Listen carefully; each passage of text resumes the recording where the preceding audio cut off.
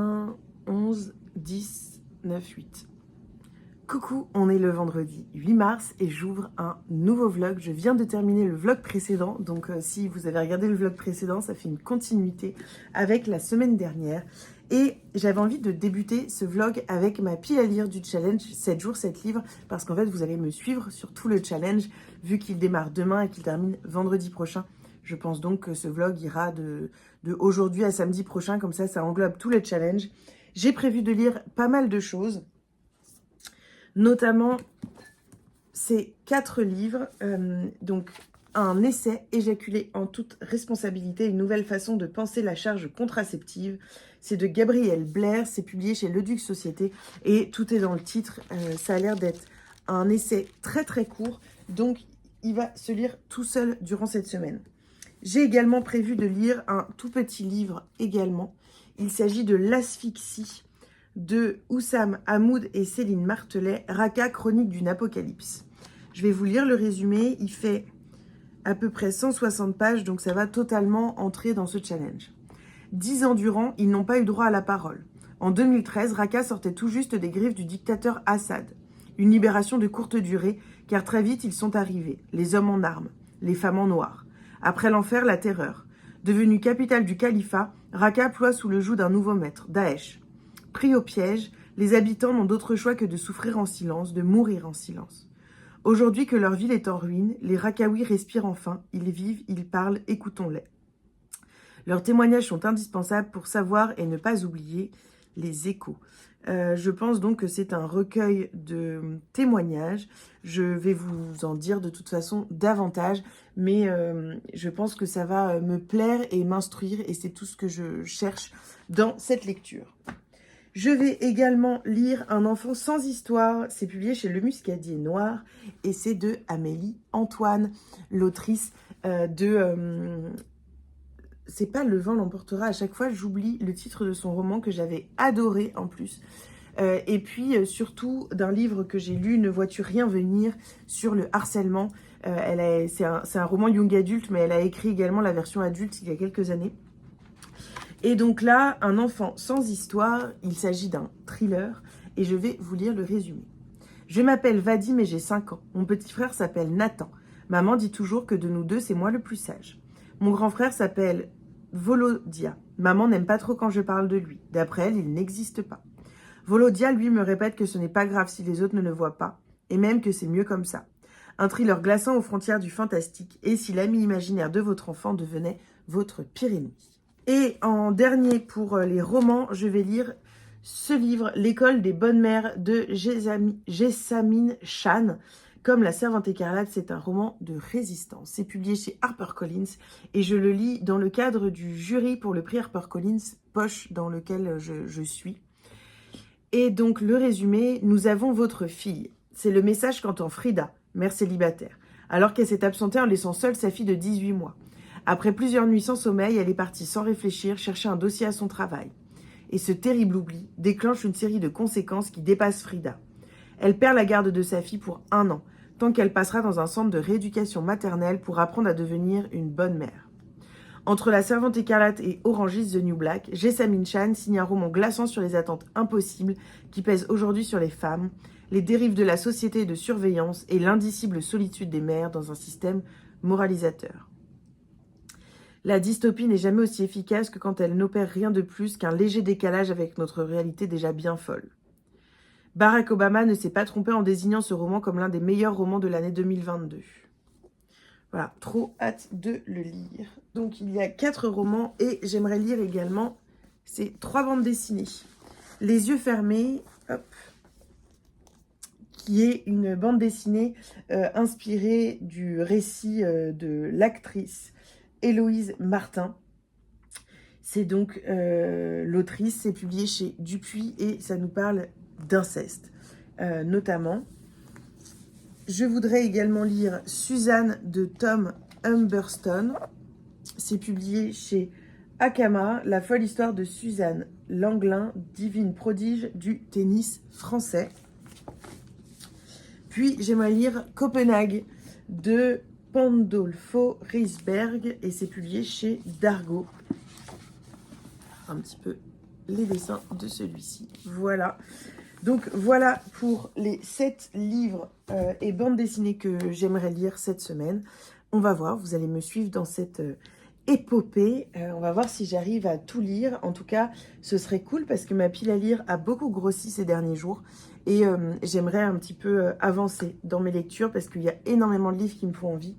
Énormément de livres que j'aimerais glisser dans mes piles à lire de ces prochaines semaines. Donc voilà, je reviens vers vous pour vous en parler. Je vous reprends, on est jeudi 14 et je ne vous ai pas repris depuis la semaine dernière. J'ai pas mal de choses à vous montrer, des réceptions et puis des lectures dont j'ai envie de vous parler.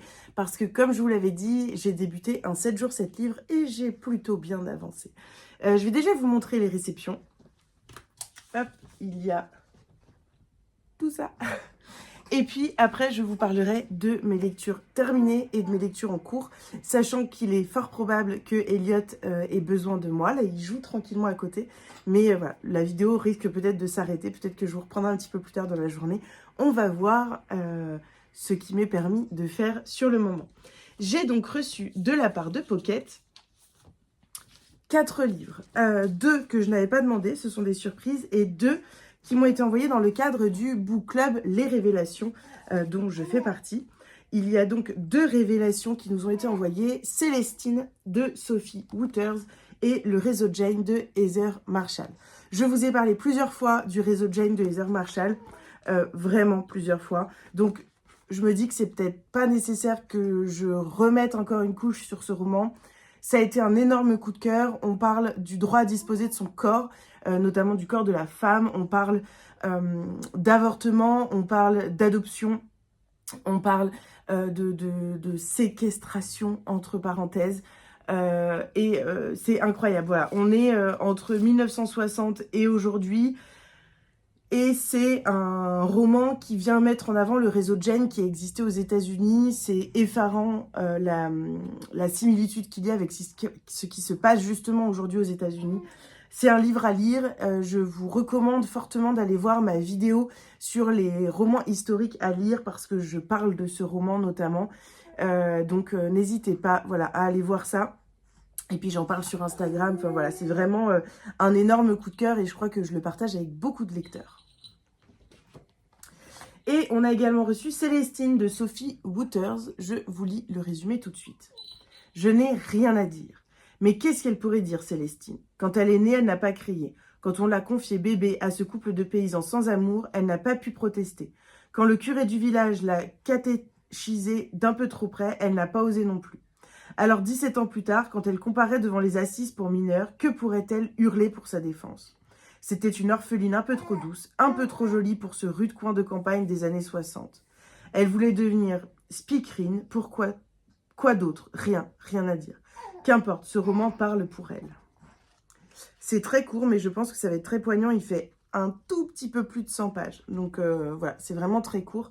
Je vous en reparle, je pense que je vais le lire très vite. Je me demande même si je ne vais pas l'incorporer dans le 7 jours, cet livre, parce que je comptais lire un livre ce soir. Je sais que je ne vais pas avoir le temps entre ce soir et demain, donc ce sera peut-être une de mes lectures que je vais incorporer comme ça.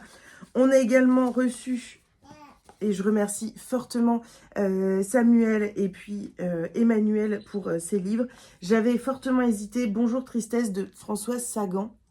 J'avais fortement hésité d'ailleurs en fait avec les 2 livres qu'on m'a envoyés, donc comme quoi j'ai bien fait de ne pas les demander. Donc Bonjour Tristesse de Françoise Sagan. La villa est magnifique, l'été brûlant, la Méditerranée toute proche. Cécile a 17 ans, elle ne connaît de l'amour que des baisers, des rendez-vous, des lassitudes. Pas pour longtemps. Son père veuf est un adepte joyeux des liaisons passagères et sans importance. Ils s'amusent, ils n'ont besoin de personne, ils sont heureux.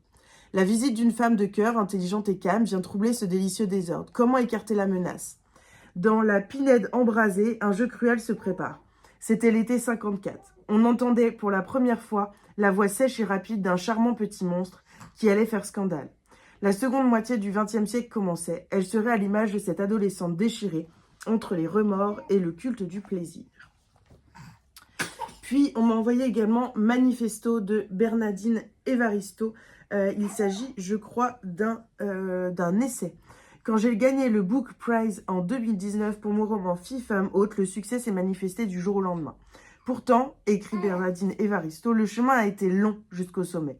40 ans de théâtre et d'engagement culturel et militant, poétique et féministe. C'est le secret de cette ténacité qui l'intéresse ici, ce sentiment que rien ne pouvait l'arrêter, ni le racisme de son enfance, ni les découragements. En revenant sur son parcours, ses modèles, les raisons de sa créativité, l'autrice détourne l'autoportrait en exemple inspirant, ses mémoires en manifeste dont surgit intact et puissant ce cri de ralliement ne renoncer jamais. Je pense que ça va énormément me plaire. Je pense vraiment que ça va énormément me plaire. Ce qui est fou, c'est que son roman, justement, Fille, femme, autre, je l'ai dans ma palle depuis très longtemps. Je l'avais acheté, j'avais hésité à l'acheter en grand format, j'avais sauté dessus quand il était sorti en poche et je l'ai toujours pas lu. C'est assez fou. Il faudrait que je m'y mette d'ailleurs, donc ça me donne envie. Tu veux un peu de musique, mon amour? Ouais. Je ne sais pas si vous entendez, si vous reconnaissez. Ma maman qui m'a acheté ça. Nous avons également reçu le dernier roman qui fait partie de la sélection 2024 du prix HarperCollins Poche, La Jurée, de Claire Jeannot. Et autant vous dire que ça me tente vachement parce qu'on parle d'un procès et notamment d'être juré et j'adore. Donc, Anna Zeller a été tirée au sort pour devenir jurée aux assises, une expérience aussi vertigineuse qu'inédite. Appelée à juger un couple au casier vierge dans un procès pour empoisonnement et meurtre, la jeune femme va voir ressurgir son passé. Un passé qui la transporte 20 ans plus tôt, sur une aire de jeu en Bretagne, le jour où Anna Boulanger est devenue Anna Zeller. Les jurés ont une semaine pour décider du destin des accusés et s'emparer de leur troublante histoire. C'est aussi le temps qu'il faudra pour que bascule la vie d'Anna. Un premier roman sensible et lumineux sur la quête de vérité, des liens familiaux et les mirages de l'enfance. Je pense que ça va beaucoup me plaire. Ce qui me fait peur avec ce prix, c'est que j'ai énormément d'incroyables lectures. Notamment Rien ne dure vraiment longtemps et La poupée qui fait oui, qui sont vraiment des incroyables lectures. Il faut que je lise La fille Anne et puis celui-ci également. Donc voilà, ça fait d'autres livres à lire. Je crois que c'était tout. 1, 2, 3, 4, 5, 6, 7, 8, 9. Et il y en avait un 10e que je n'ai pas ici. Il est où? Il est là. Et celui-ci aussi, il faut que je le lise. Et je pense que ça va être un petit peu difficile de choisir. Voilà. Donc, je ne les ai pas encore lus, mais je pense que ça va être difficile de choisir entre tous ces romans. J'ai également reçu un manga de la part de Bayard Jeunesse, Anne Frank, le XXe siècle en manga. Donc c'est une collection et là c'est sur Anne Frank. Donc c'est entre le manga et le documentaire. Il y a pas mal de pages documentaires. C'est à partir, j'imagine, de 10 ans. 10-12 ans. Est-ce qu'il y a écrit? Moi je dirais, oui c'est ça, 10 ans. C'est ce que j'avais pressenti. Je l'ai feuilleté un petit peu. C'est à partir de 10 ans, c'est ultra intéressant et j'ai hâte de redécouvrir un petit peu l'histoire d'Anne Frank sous la forme comme ça d'un manga avec pas mal de pages infos, pas seulement sur la fin, mais aussi au milieu. Voilà, donc c'est hyper intéressant et je pense qu'on va beaucoup apprendre avec ce manga. Ensuite, je viens de recevoir aujourd'hui, et je l'attendais avec grande impatience, Torture blanche de Narj Mohammadi, prix Nobel de la paix 2023. Le 16 novembre 2021, pour la 12e fois de ma vie, j'ai été arrêtée et pour la 4e fois condamnée à être placée en cellule d'isolement. Cette fois, mon chef d'accusation, vous le tenez entre vos mains, c'est ce livre, Torture blanche. On m'enfermera encore, mais je continuerai de me battre jusqu'à ce que les droits humains et la justice règnent dans mon pays.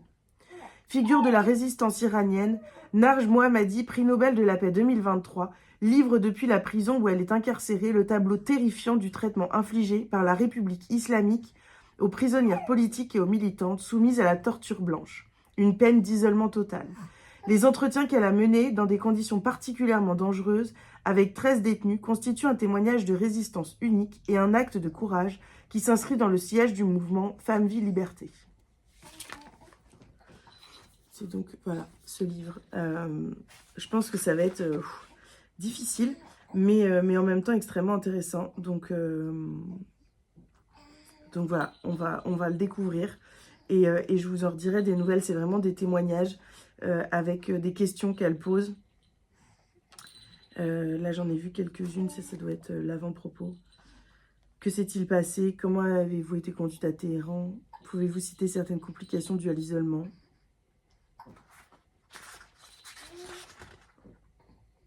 Bon, je vous en reparle. Et en dernier, j'ai reçu C'était notre terre de Kathleen Grissom. C'est publié chez Charleston et j'avais super hâte de le lire. Vous le savez, il n'y a pas longtemps, j'ai fait une vidéo et un post sur Instagram sur les Amérindiens. Et là, on est clairement là-dedans. Donc, je vais vous lire le résumé. 1871, plaine du Montana. Va la première, élevée au milieu des nuages de poussière rose de sa réserve, est la fille du chef de la tribu des Crows. Alors que l'adolescente rêve d'épouser Gros Nuage, ce dernier meurt dans une chasse au bison, peu avant leur mariage, la plongeant dans un profond chagrin. Son destin bascule le jour où Ab Farwell, un colon commerçant de fourrure, lui offre la promesse d'une nouvelle vie au Canada. Rebaptisée Marie après leur union, elle se trouve tiraillée entre deux mondes, deux cultures, deux noms. Tandis que la tension monte entre les tribus amérindiennes et les trappeurs canadiens, Marie va devoir choisir son camp.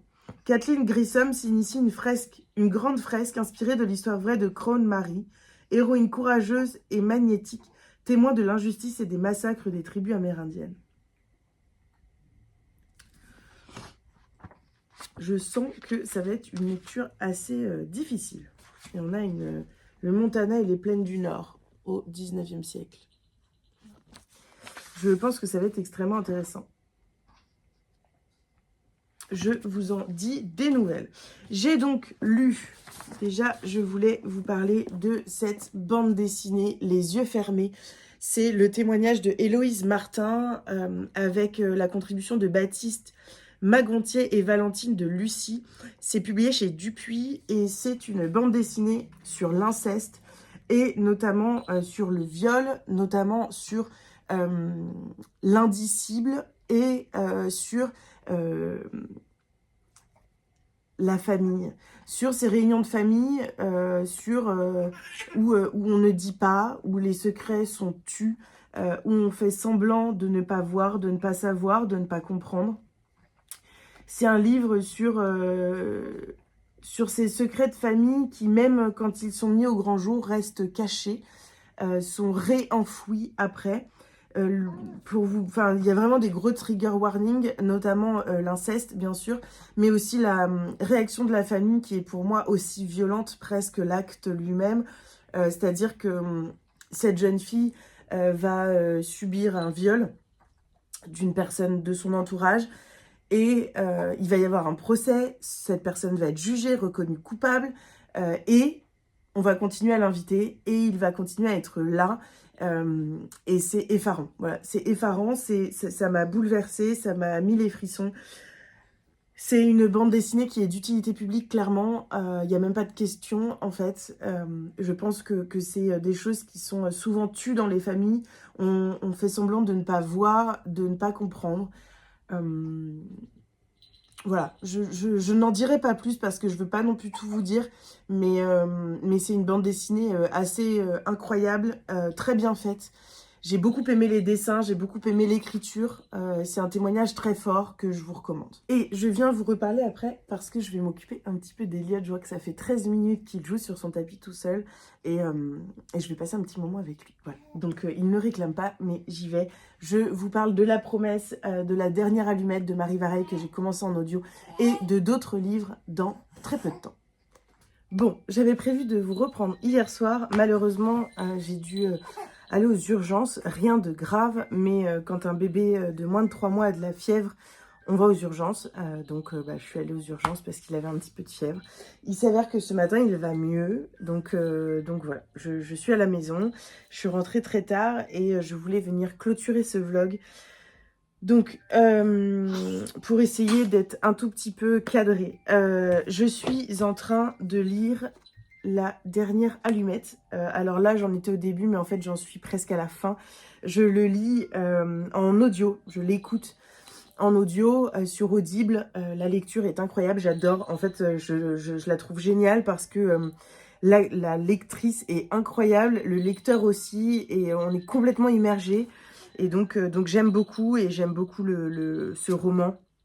Marie Varey a vraiment un don pour l'écriture, pour raconter des choses fortes, des destins forts avec des personnages auxquels on s'attache. Voilà, donc j'aime beaucoup, vraiment beaucoup ma lecture, et je vous en reparle pour le coup dans le prochain vlog, parce qu'il me reste à peu près 1h30 d'écoute. Donc voilà, je pense que je l'aurai terminé aujourd'hui, mais je vous en reparlerai un petit peu plus tard. Pour rester dans les livres que j'ai terminés, j'ai fini, hop, ces 4 livres. Donc ça fera 5 livres avec l'audio 6. Et puis je suis en train de lire Un enfant sans histoire, que j'aime beaucoup pour l'instant. J'en suis à peu près à la moitié. J'ai lu ça quand j'étais à l'hôpital. Ça m'a un petit peu occupée. Je vous en redis des nouvelles également dans le prochain vlog. J'ai lu La promesse de Marie Delattre. Ce livre, pour vous faire un tout petit peu le pitch, Marie Delattre donc a son papa qui, quand il était petit, je crois qu'il avait 8 ans, a été confié et adopté par un ami de ses parents, donc Pierre Delattre. Ses parents qui étaient juifs et qui ont été déportés en 42 et qui ne sont jamais revenus. Un père qui a toujours tué son histoire, et quand il l'a raconté à ses enfants, a demandé a fait promettre que ça reste un secret. Et Marie Delattre, dans ce livre, brise un petit peu cette promesse et vient nous conter l'histoire de son père, l'histoire de sa famille. Donc une histoire sur la Seconde Guerre mondiale, notamment qui se déroule à cette époque-là. J'ai trouvé ça bien écrit, j'ai trouvé ça beau, j'ai trouvé que le message et cette nécessité pour l'autrice de raconter son histoire, c'était très beau. J'ai juste été un tout petit peu... Parfois, je me suis dit... je me suis demandé un peu pourquoi est-ce qu'elle n'avait pas gardé ça, en fait, pour elle. Cette recherche et cette... Et en même temps, c'est hyper intéressant. Hein. Je suis très heureuse d'avoir appris sur cette famille, etc. Mais... Parfois, c'est un récit que j'ai trouvé presque trop personnel, très personnel en tout cas. Et peut-être que dans l'écriture, j'avais un peu cette impression aussi. Voilà. Mais j'ai beaucoup aimé, ça a été vraiment une très belle lecture. J'ai lu Anne Frank, le XXe siècle, en manga. Je l'ai dévoré.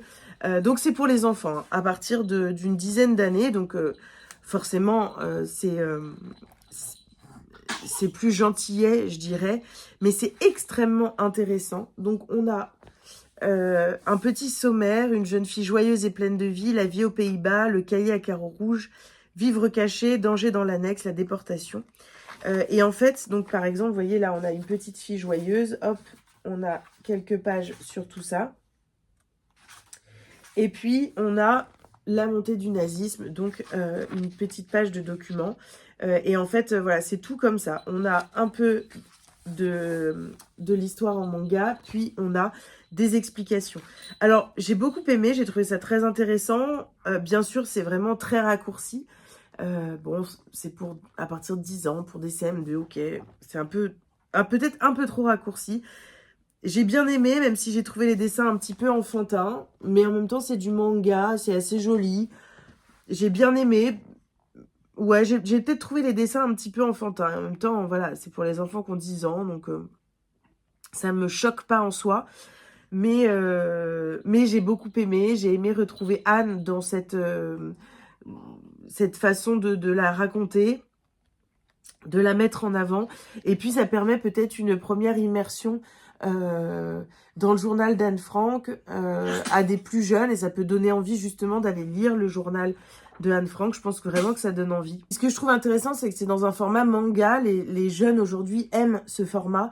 Et donc, ça permet une accessibilité aussi au plus grand nombre. Et donc ça, je trouve ça assez sympa. Et puis, les pages documentaires. Donc, il y a 12 pages documentaires sur pas mal de sujets qui concernent bien sûr Anne et puis la Seconde Guerre mondiale. Et j'ai trouvé ça vraiment intéressant. Je pense que c'est un vrai plus et que ça peut aussi permettre d'en apprendre davantage pour les jeunes tout en étant immergé dans l'histoire de Anne. Et donc, ça donne envie de savoir, on a envie de comprendre, etc. Et donc, je trouve ça assez intelligent pour les enfants. Donc voilà, n'hésitez pas à l'offrir aux enfants autour de vous. Puis si vous avez l'occasion, que vous l'avez avec vous, que vous l'offrez à vos enfants, n'hésitez pas à le découvrir. J'ai ensuite lu Amour pluriel, enfin relu, de Laureana Alicia et Elena Coussi. C'est publié chez Le Duc Graphique. Et je crois que c'est ma première lecture mitigée chez Le Duc Graphique. Alors j'ai beaucoup aimé le sujet. Ça parle du polyamour, de la richesse, de la complexité du polyamour. C'est assez intéressant. Ça amène un petit peu à réfléchir, à déconstruire nos stéréotypes, à s'ouvrir à tout ça. Et en même temps, je crois que c'est dans les dessins. Déjà, je suis pas fan des dessins. Alors après, ça, c'est très, très, très subjectif. Voilà. Donc, j'ai trouvé ça très bien. Et en même temps, j'ai eu du mal avec les dessins et avec cette expression, ce langage utilisé. C'est assez dans le fantasque. Pas fantastique, mais c'est assez onirique, je dirais. Voilà, je sais pas, il y a quelque chose un peu... J'ai eu du mal à m'immerger complètement, à être complètement happée par les sentiments. Et en même temps, j'ai trouvé ça très beau et j'ai trouvé ça extrêmement nécessaire. D'ailleurs, je l'ai offert à une de mes meilleures amies quand elle est venue à la maison parce que je sais que c'est un sujet qui la touche, que toute la cause LGBTQIA+, c'est quelque chose qui la touche beaucoup, que... Enfin voilà, elle est dans des milieux aussi où elle en rencontre beaucoup, elle en connaît beaucoup, elle a beaucoup d'amis qui sont de la communauté LGBT et donc voilà, j'ai trouvé ça intéressant de lui offrir. Et en même temps, pour moi, de façon très subjective, c'est une lecture un peu mitigée à cause justement, comme je vous le disais, des dessins et de l'immersion qui n'a pas été totale à cause peut-être de la narration. J'ai du mal à le dire, mais en tout cas, voilà pour cette lecture. Et j'ai lu également Suzanne, la folle histoire de Suzanne Langlin, divine prodige du tennis français. C'est publié chez Ankama. Hop. Donc, je vous montre un petit peu les dessins que j'ai bien aimés. C'est un vrai roman graphique, biographique. Et j'aime beaucoup les biographies en bande dessinée. J'ai trouvé ça vraiment bien. Très intéressant. L'histoire de Suzanne est très intéressante et méritait d'être racontée. Et Suzanne, c'est quand même elle qui a donné son nom au deuxième plus grand cours de Roland-Garros. Donc voilà, ça montre un petit peu la place qu'elle a eue dans le tennis. Et l'histoire de cette femme tout court que l'on découvre dans ce livre. J'ai trouvé ça hyper intéressant. J'aimais beaucoup les dessins. Et puis c'est important de mettre des femmes en avant, des femmes qui ont marqué le sport, qui ont marqué l'histoire, qui ont marqué la politique. Je trouve ça toujours extrêmement important. Et donc, merci à Ankama pour leur confiance et je vous en reparle de toute façon sur Instagram. Voilà pour ce vlog, j'espère que ça vous aura plu. Moi, je vous fais des bisous et je vous retrouve très rapidement dans de nouvelles vidéos.